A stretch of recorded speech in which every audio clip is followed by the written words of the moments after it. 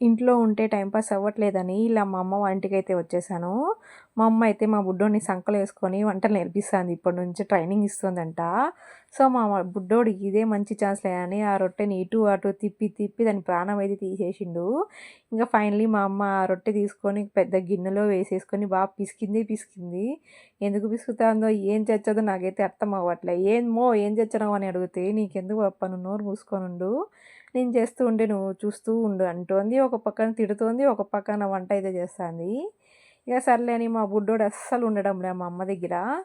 ఇంగ మా అమ్మ అయితే ఆ కవ్వలో నుంచి బెల్లం తీసుకొని బెల్లం అయితే తీసి అది బాగా పగలగొట్టి అందులోనే వేసి బాగా మిక్స్ చేస్తుందండి. తర్వాత ఏంటంటే మళ్ళీ కొద్దిగా నెయ్యి యేసుకొని బాగా కలిపేసింది ఈ మూడిటిని.